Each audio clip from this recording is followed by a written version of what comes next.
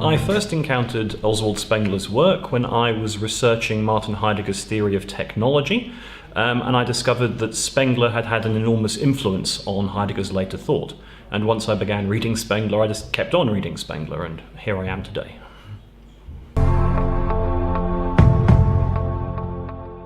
Hello everyone, I am Greg Swer. I am I'm a lecturer at the University of Zululand in South Africa. How did I discover Spengler? My first encounter with Spengler was, was by training a historian of science and technology and medicine, who fell into philosophy. And whilst teaching myself the philosophy of technology, I was reading Heidegger, because you're supposed to read Heidegger. And I was trying to figure out where Heidegger had got his very peculiar notions of technology from. And so I was trying to find the source, because no one's that original, there's always a source. And so I read Junger, and it wasn't Junger, and then I saw a reference in a book by Michael Zimmerman to the influence of Spengler. So I went and read Decline of the West, and instantly realized that everything I thought I knew about Spengler was wrong, and that most of the secondary commentaries on Spengler were wrong. and if I did a PhD, I was going to open the book on Spengler and reappraise him. That was my grand plan. That is my idea. My project is to rehabilitate Spengler as a philosopher, to take him seriously as a philosopher. He tends to get pigeonholed as a philosopher of history, a kind of a niche field within a niche field. I want to kind of reappraise him in the entirety of his philosophical vision, of which history is certainly a part, but I'm not sure was even the most fundamental part of his thought. And once I've done that, I suggest you can then reappreciate Spengler's influence on other philosophers. Because if you think he's a philosopher of history only, you only look at his influence on other philosophers of history. Yeah? Whereas if he is a much broader kind of a philosopher with views on aesthetics or literature or phenomenology perhaps, or existence, then you look in other places all of a sudden for an influence and you find it, I would suggest. Anyway, that's my project. Okay. Right. Okay, so what I want to do today? What I want to do today is I want to turn to Spengler's discussion of science. Science plays a significant part in Spengler's work, particularly his early work, which is what I will be focusing on.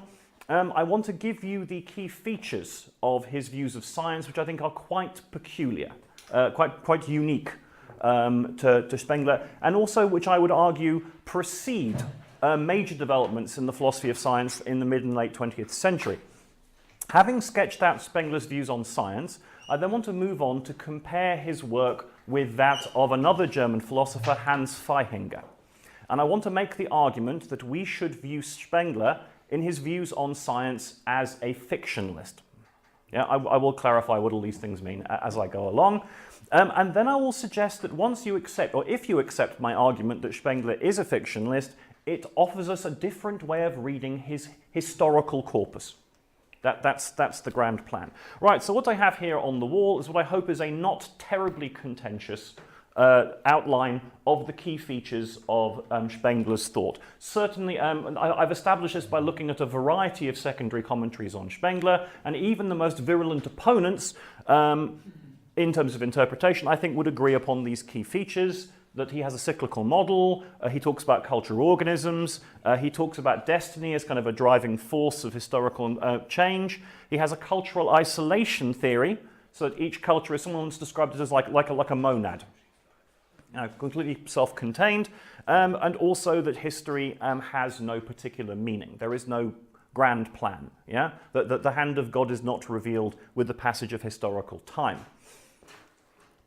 Righty-ho. So, on to Spengler's philosophy of science. Now, science in general for Spengler is very, very important. And if you want evidence for this, I will just put it to you, and I'm not being original here, I'm quoting from Domenico Conte in his introduction to Spengler. He says, look, how does Spengler introduce his thought in Decline of the West? He starts with mathematics. How does he end Decline of the West, Volume 1? With physics. He bookends his entire narrative with science. Doesn't that suggest its importance in his thought? And if you read through The Decline, particularly Volume 1, constant references back to science all the way through. So science was clearly important to Spengler. Spengler himself kept abreast of the latest developments in modern science at that time, which was going through radical changes in the Weimar period. So I think a reason why people tend not to look at Spengler's science is because they think it's going to basically be the application of his philosophy of history to science. Yeah? So every culture has an ore symbol that shapes every other form of cultural expression. Each culture is cut off from another culture, and that's what his science is going to be as well. Yeah? Well, it is, to give you a kind of clear philosophical position, it is and it isn't. I shall explain why.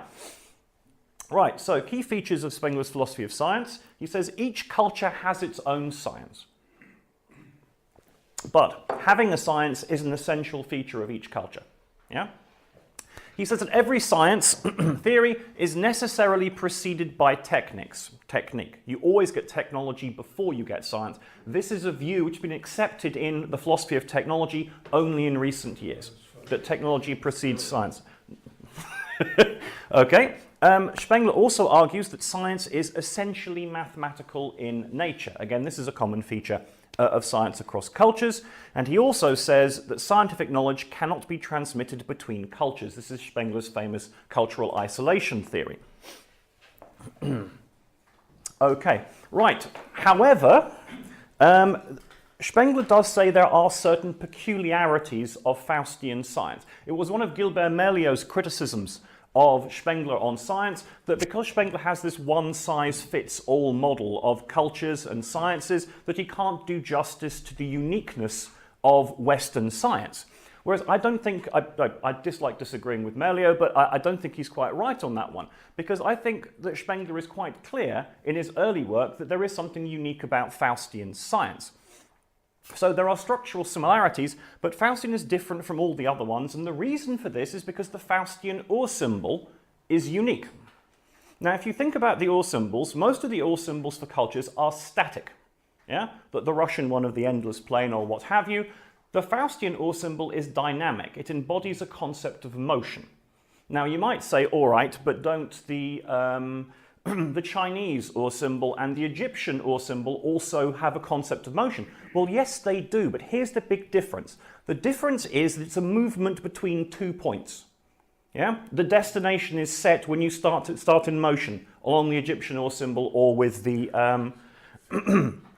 or with the other one I mentioned I've just forgotten. Whereas the Faustian one has no destination. It is infinite movement across infinite space at all points at once.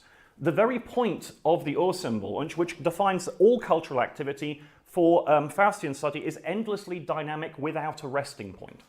That's what's unique about it, and that's what shapes its science, I will suggest. Okay, so what of this in practice? Well, I don't have time to go into Spengler's philosophy of science in detail, unfortunately, but he comes up with a series of fascinating concepts which precede their popularization in the 60s and 70s in the philosophy of science. Spengler, for example, argues for the theory-latenness of observation. He says that you cannot have neutral observations of scientific practice or phenomena or anything. They are always coloured by what we now call the paradigm, the scientific paradigm that you happen to hold. He argues for incommensurability. It is simply the case that people speaking science from different cultural paradigms are incapable of communicating. There is a barrier between the two.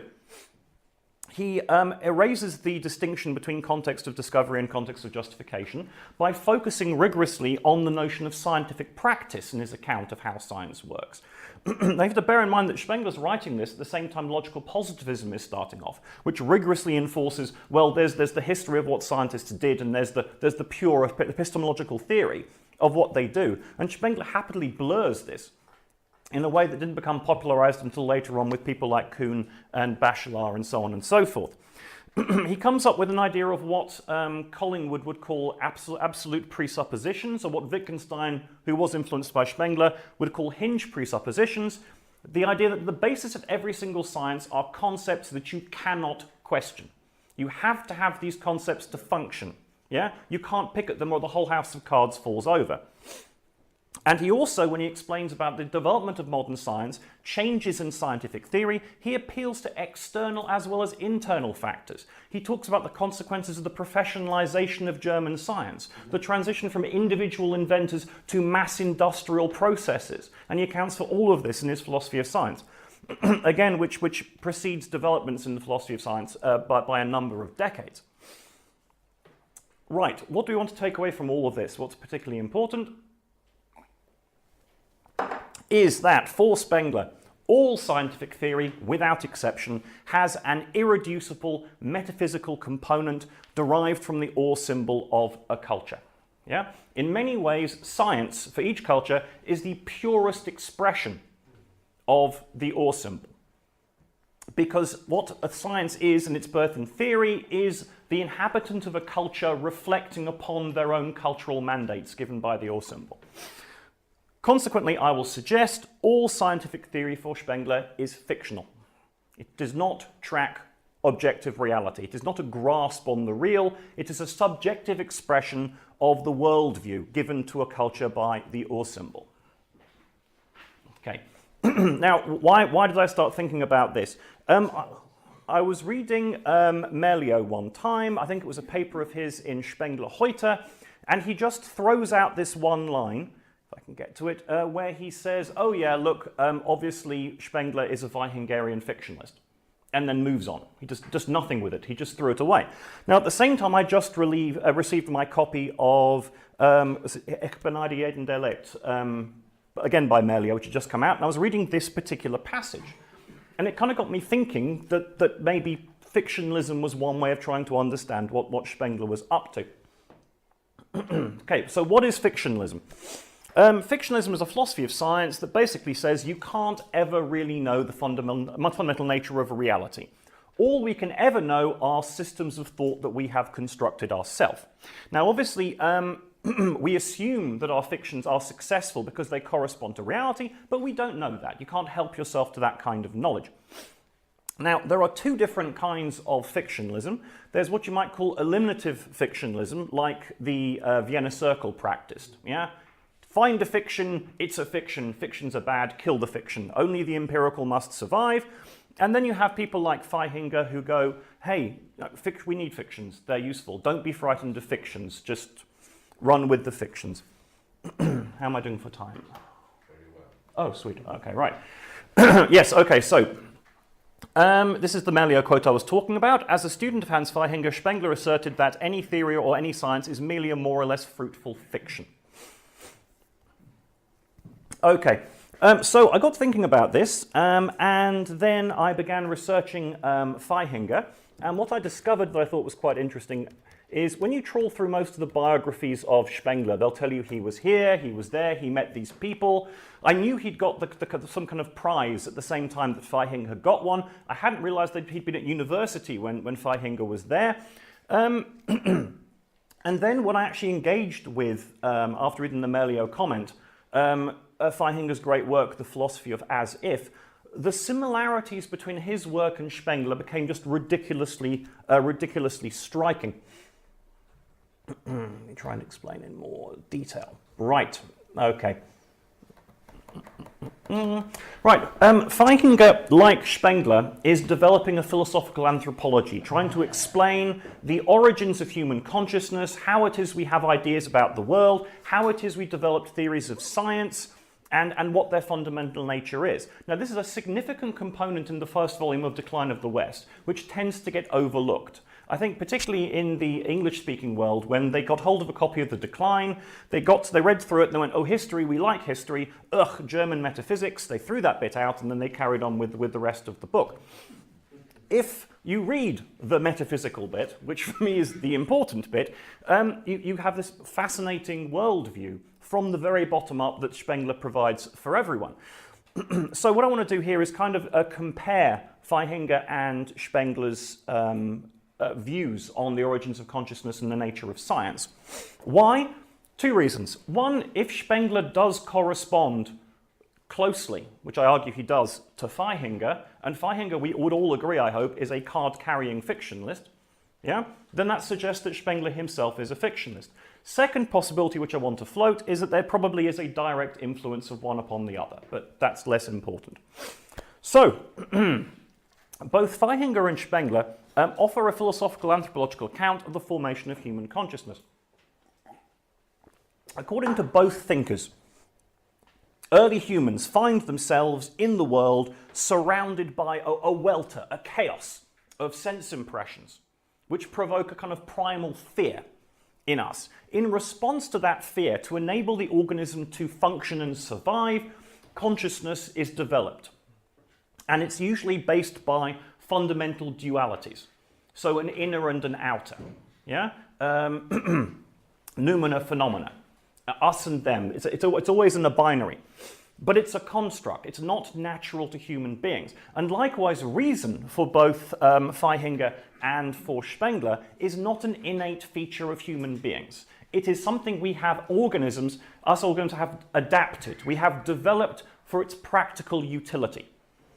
God did not give us reason. We are not born with reason. We do not use reason for truth. We evolved reason. We adapted reason to become more successful organisms. It's a biological response to sensory data.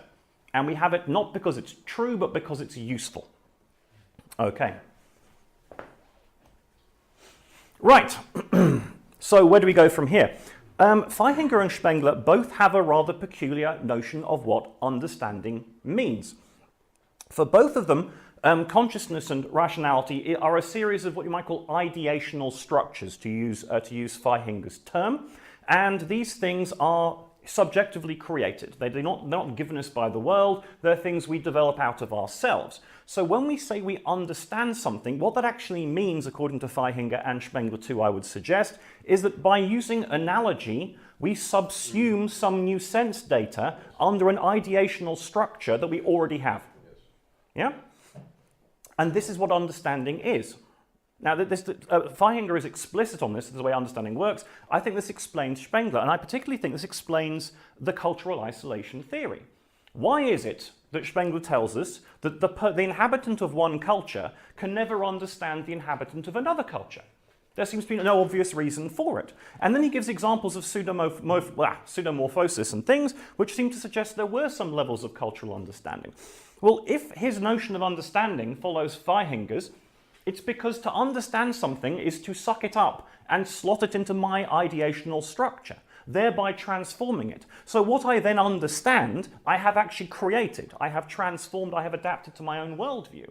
So whilst it might seem that intercultural communication is taking place, all I'm doing is picking up ciphers, symbols, giving them my own meaning from my own ideational structure, and then absorbing them. Yeah. A further point, if this is the way understanding operates in Vaihinger and Spengler, is that understanding is always subjective, because what we do, we achieve sense data and we give it meaning by linking it by analogy to a structure, an internal structure, which we've already invented ourselves or absorbed from our culture. At no point in time does objective reality make an appearance in this picture, giving any particular meaning to the thing understood or the system of understanding in the first place. Yeah? Human beings, human cultures are in an endless loop of their own subjectivity, which in Spengler's case is structured by the or symbol, which operates as a kind of a Kantian intuition for Spengler anyway. Okay, further implications. For both Vaihinger and Spengler, and they are explicit on this, all science is fictional. For obvious reasons now. If all understanding is fictional, then science is kind of the ultimate form of understanding is also going to be fictional. And this includes mathematics. Now, it's a common feature now, if you read relativist philosophers of science, they'll say, yes, all biology is relative, and yes, all physics is relative. Oh, not mathematics. Mathematics is real, yeah? Suddenly I'm a Platonist. When I had to work out what time it was, I became a Platonist again, and numbers are real things out there in the universe. Vaihinger and Spengler are absolutely adamant on this point. Mathematics is fictional. And for Spengler this is particularly important because what Spengler says is when primitive humanity is there facing the world and all this raw sense data and struggles to develop ideational structures to cope, yeah? Number is the ultimate weapon against the chaos and disorder of reality. Yeah? You number things, you enumerate them, you put boundaries around them, and then you name them and that gives you control. So for Spengler, in particular, mathematics is always metaphysical. It's a structure that you lay out on the world before you come to the world, so the world is interpretable by you, before you get to it. Science, for both Vaihinger and Spengler, mathematics, physics, what have you, is always and everywhere an ideational structure, something that humans have invented for the purposes of utility. Utility was always the point. Truth was not the point. Truth itself is an extremely useful series of fictions that allow us to survive, propagate the species, navigate the world, and live in a moderately comfortable way. Now, so what is the big question here? How am I doing for time? Sweet. 10 minutes. Cool. Sure. Look, so I hope I have demonstrated that one, Spengler has what I would call a philosophy of science, if not certainly peculiar views on science that are worthy of discussion and consideration in their own right. I also want to suggest, and hopefully I've demonstrated, that Spengler is a fictionalist about science, possibly due to the influence of Vaihinger, maybe not, but either way he clearly is a fictionalist. What's that got to do with the broader picture of Spengler? Well, I'm going to get kind of tentative here, but this is my suggestion. If you look at the secondary commentary on Spengler, there is a continuous debate going on in Spengler scholarship about how to understand Spengler's historical claims. And you can categorize practically every single commentator from H. Stuart Hughes to John Fahrenkopf into one of two camps. They either read Spengler as a positivist of some sort, or they read Spengler as a relativist of some sort. Now, there are different permutations, but these are the two camps. What do I mean by this?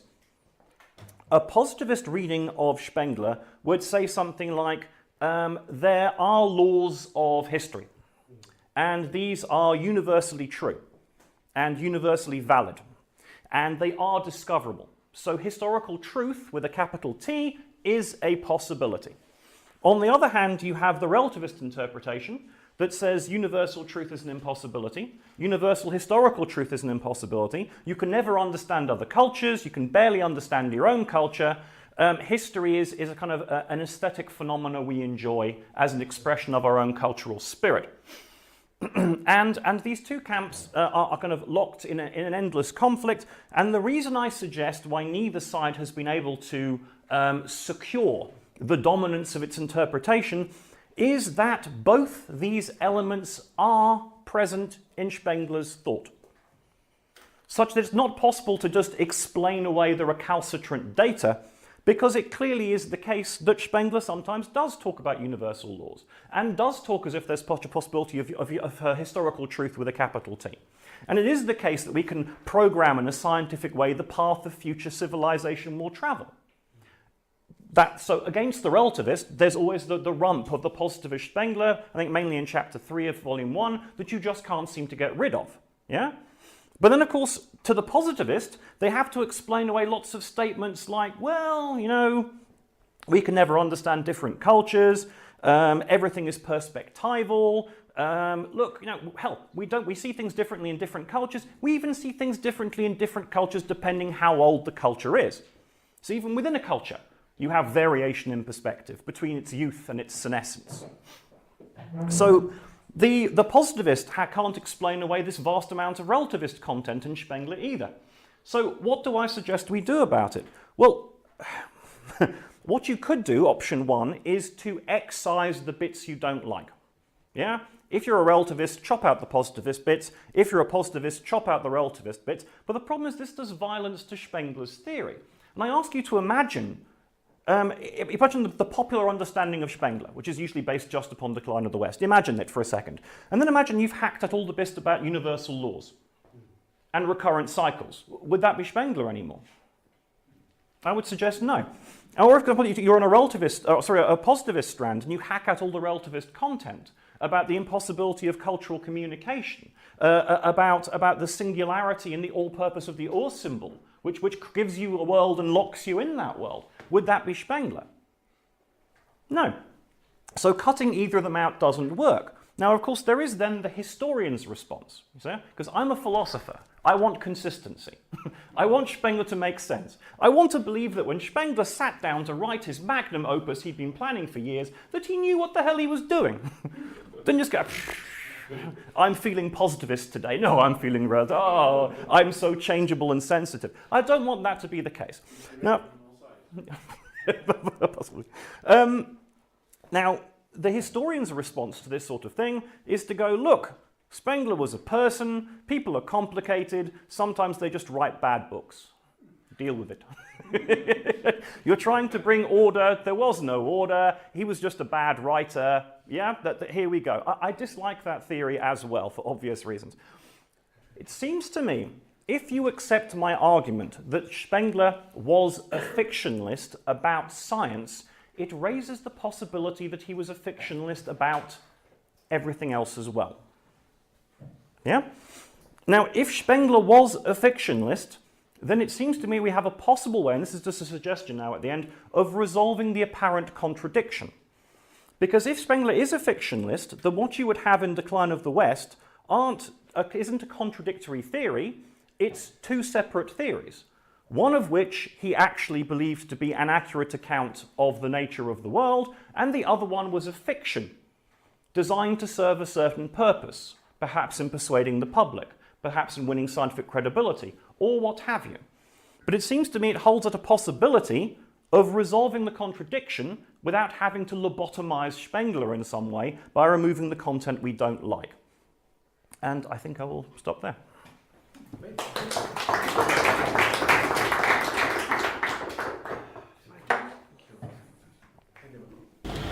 Toller Vortrag. Der Begriff Fiktionalität hat nur Sinn, wenn man auch dem Begriff Realität einen realen Sinn zuweist. Help. Fictionality only makes sense if you have a reality as a real term, as a term. Spengler selber macht den Unterschied. Er selber. Denn er spricht vom Missverständnis anderer Kultur. Zu Deutsch. Er glaubt, man kann sie auch wirklich verstehen. Er unterscheidet zwischen Fiktion, den er bei anderen ankreidet, und Wahrheit, die er selber vertritt. Wenn Sie selber sagen, dass Spenglers ganze Theorie fiktional ist, dann verwenden Sie den Fiktionalitätsbegriff auf zwei verschiedene Weisen. Einmal im Sinne von Spengler und einmal in Ihrem Sinne. Welches ist der richtige? Should we translate? If you don't mind. Yeah. Spengler uses fictionality and reality as real terms because he says so we can't understand the reality of other cultures. Yeah. I have an answer to that also once I finish yours. Okay. So does Feihinger. Feihinger does exactly the same thing. He talks about reality, and you'll say, oh, but in the real world and real connection and real properties. But then if you read further on, he makes it perfectly clear that when he says reality, it's a shorthand for a mass of sense data. But all he can know for a fact is that he's experiencing the sense data. He doesn't even know the sense data is really there. You know, echoes of Berkeley here. I would suggest that that's Spengler's view as well. He uses lots of terms. The trick with reading Spengler, if my theory is vaguely credible, is to figure out when he's being analogical, metaphorical, and when he's using a deliberate fiction. And I think this is an awful lot.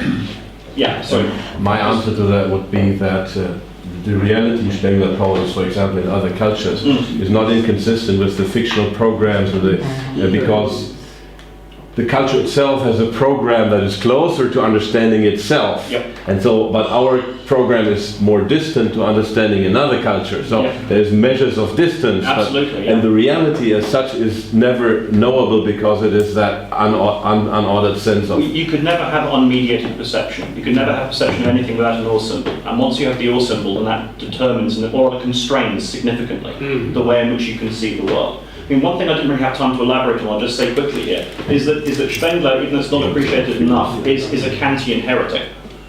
He has the two forms of intuition. Instead of space and time, he calls them a destiny. Yeah, but it's the same thing. And the or symbol is the spatial intuition. And Kant clearly says in the Critique of Pure Reason, if you imagined a person from a world who had a different intuition of space, that there would be literal incommensurability, I paraphrase, obviously, because they'd be literally living in a different world.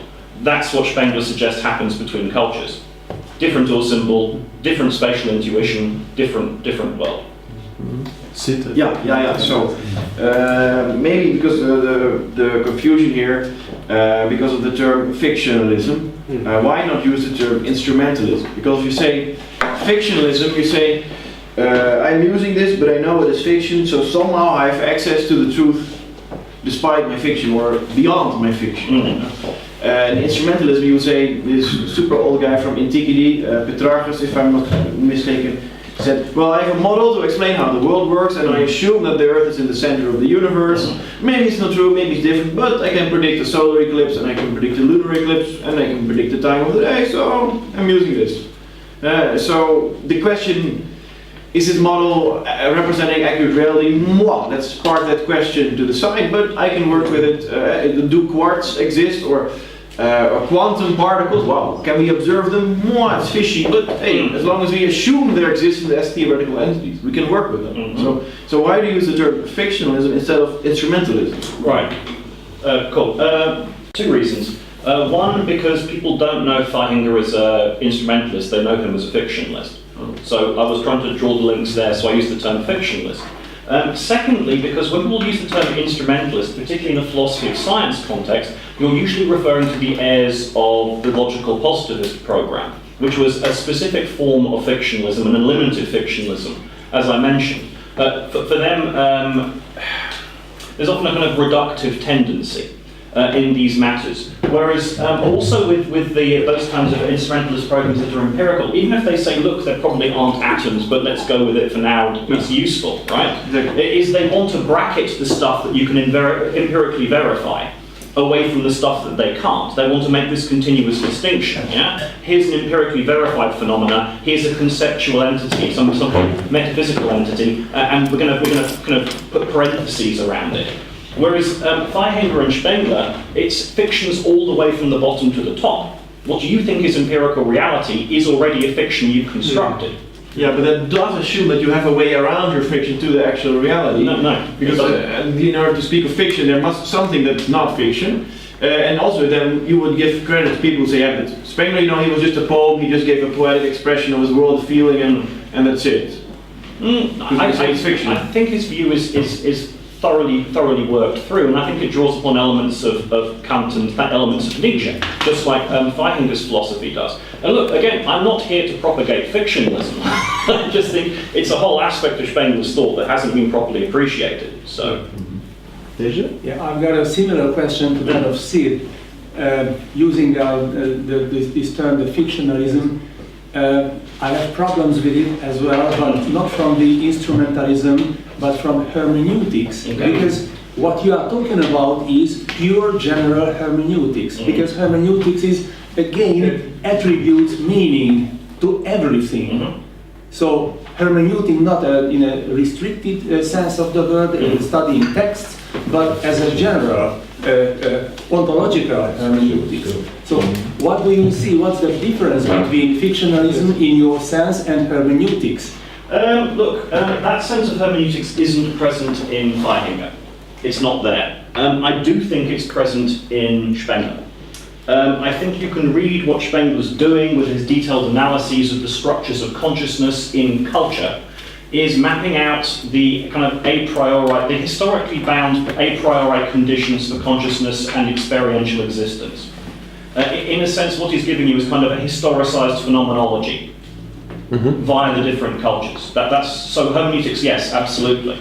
Yeah, so because I would call him, Spengler, rather hermeneutics, so a philosopher of historical hermeneutics than a fictionalist. So that maybe it's just a difference of the terms, but these are very similar to one another. They are indeed, but again, I was trying to come from science, and fictionalism is the term that you use in science. But you skip that, you see where I'm going, yes. Phenomenology, hermeneutics, historicism, that's the direction my interpretation is heading. Yeah. So, but thank you. Henk? I'm just looking, you've got this contrast between positivism and relativism on the other hand, as sort of static blocks.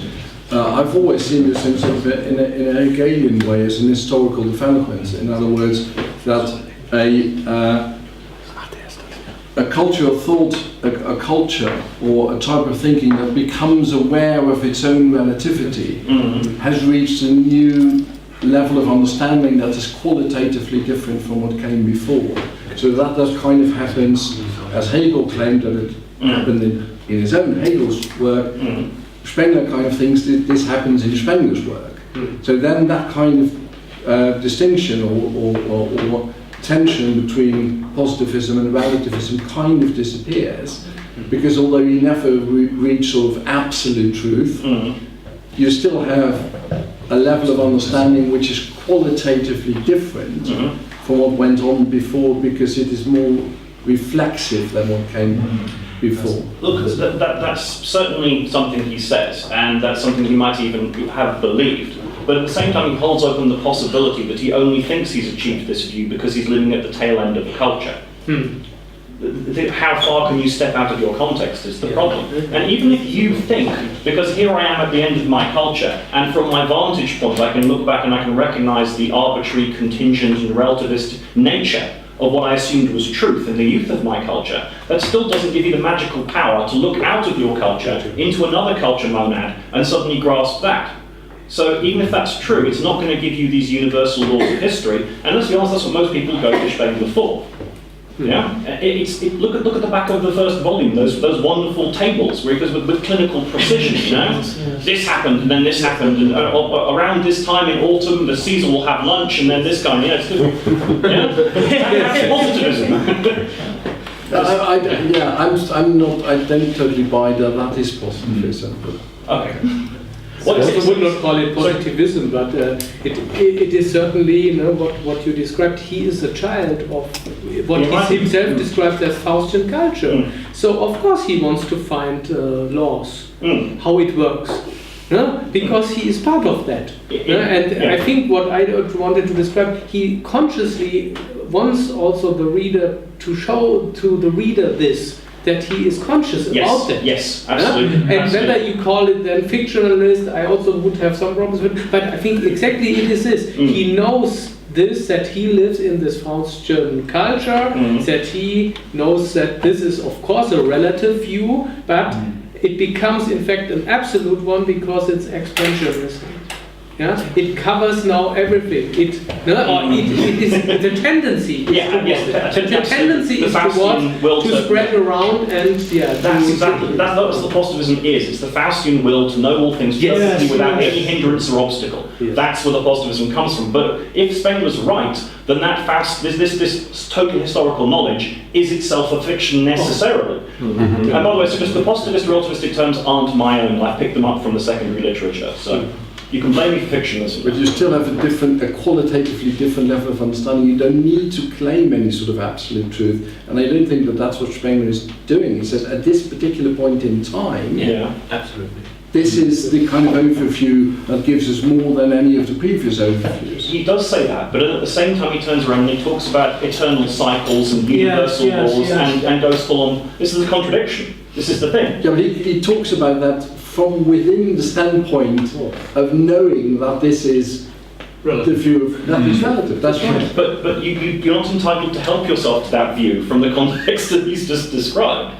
I mean, it's a bit. The whole distinction or the whole tension or the whole contradiction only arises if you require something or ask for something, which I think is what you're doing, which is what you're never going to get anyway. But I think I can have my cake and eat it too. This is the thing. I think I can have my clarity. I think Spengler was perhaps a lot cleverer than people gave him credit for with what he was doing in his mastery.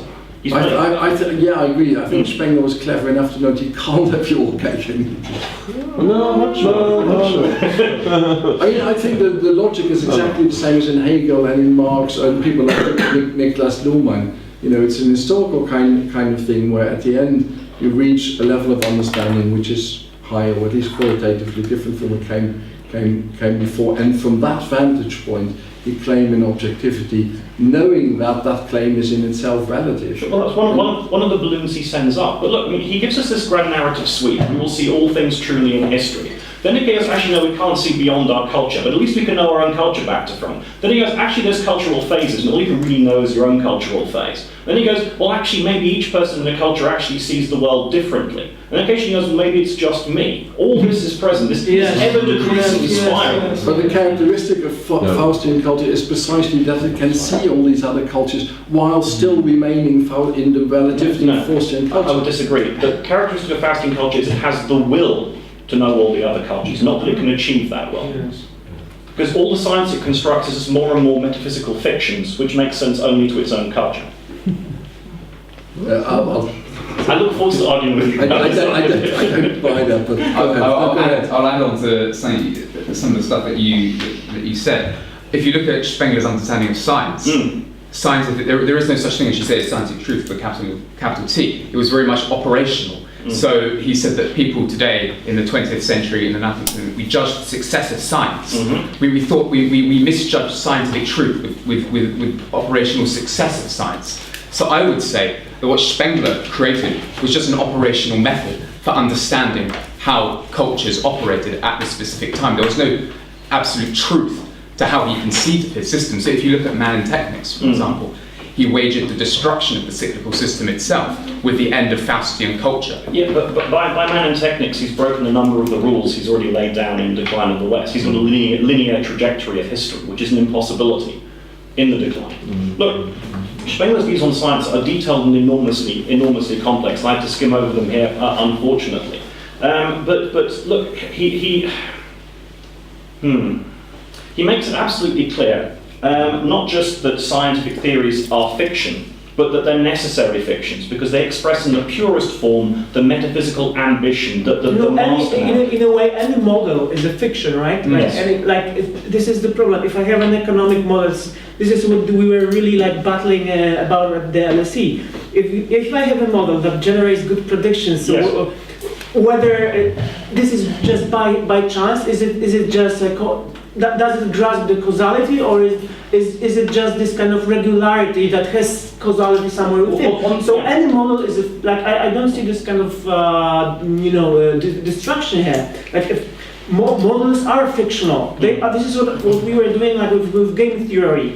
You're simplifying. You create an agent-based model, for example. So you're simplifying. You're just fictionalizing the story, trying to grasp the causal network, right? So well, yes, but more than that. I mean, in contemporary philosophy of science, the big thing now is that you have theory at the top, you have mediating models, and then down here you have the empirical data. Whereas for Spengler, the theory is a fiction, the model is a fiction, and your perception of the data is theory-laden. So again, you're permanently trapped in the subjectivity of your own culture when it comes to science. But your science are trying to get out of that circle, whereas you just can't. So therefore there is no, as Niklas Luhmann said, if there's no solution, there's no problem. I'd say you need to find a better solution is my attitude, but yeah. We have a question about before? The comment, I had a lot of questions, but we are running out of time.